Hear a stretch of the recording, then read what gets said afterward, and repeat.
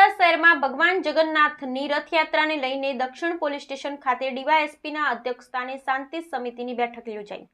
ડીસા શહેરમાં અષાઢી બીજના દિવસે ભગવાન જગન્નાથની 26મી ભવ્ય રથયાત્રા નીકળશે, જેને લઈને સુભાષચંદ્ર બોઝ સેવા સમિતિ દ્વારા તૈયારીઓને આખરી ઓપ આપવામાં આવી રહ્યો છે।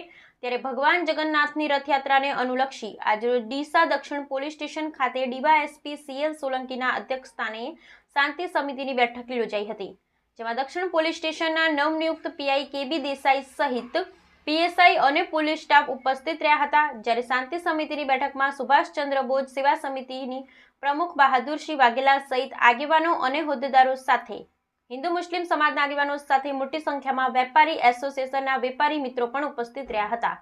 જ્યારે ભગવાન જગન્નાથની રથયાત્રા દરમિયાન પોલીસે કડક બંદોબસ્ત ગોઠવવામાં આવશે અને શહેરમાં શાંતિપૂર્ણ માહોલમાં ભગવાન જગન્નાથની રથયાત્રા સંપન્ન થાય અને કોમી એકતા જળવાઈ રહે તે માટે ડીવાયએસપી સહિત PI દ્વારા દરેક સમાજના આગેવાનોએ અપીલ સાથે વિનંતી કરવામાં આવી હતી। ડીસા શહેરમાં દર વર્ષે ભગવાન જગન્નાથની રથયાત્રા શાંતિપૂર્ણ માહોલમાં યોજાય છે અને આ વર્ષે પણ શાંતિપૂર્ણ માહોલમાં ભગવાન જગન્નાથની રથયાત્રા યોજાશે તેવી ઉપસ્થિત આગેવાનોએ પોલીસ ખાતરી આપી હતી।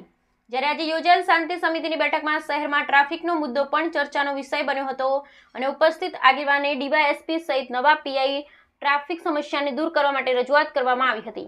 ત્યારે ડીસા ડીવાયએસપી CL સોલંકી દ્વારા ટ્રાફિક સમસ્યાને દૂર કરવા માટે શહેર પોલીસ પ્રયત્નશીલ છે, પરંતુ સાથે સાથે શહેરીજનોએ પણ સાથ અને સહકાર આપવા વિનંતી કરવામાં આવી હતી। ડીવાયએસપી CL સોલંકીએ જણાવ્યું હતું કે હું ખૂબ ટ્રાફિક સમસ્યાને દૂર કરવા માટે પ્રયત્નશીલ છું, જેમાં સૌનો સાથ આપવા માટે વિનંતી કરું છું।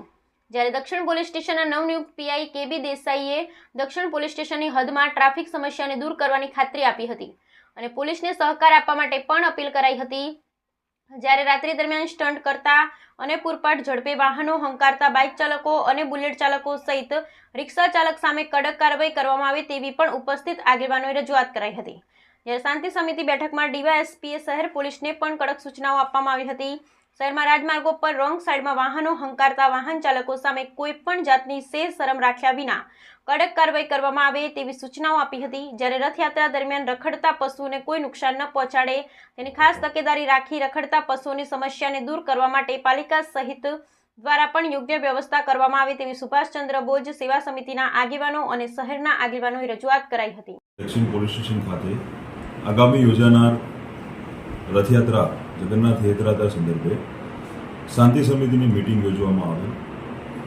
જે મિટિંગમાં ડીસા ડિવિઝન ડીવાયએસપી અધિકારી શ્રી CL સોલંકી સાહેબ ઉપરાંત રથયાત્રાના આયોજકો એવા સુભાષચંદ્ર બોઝ સેવા સમિતિના કમિટીના સભ્યો સાથે ડીસા નગરપાલિકાના મ્યુનિસિપલ કોર્પોરેટરશ્રીઓ,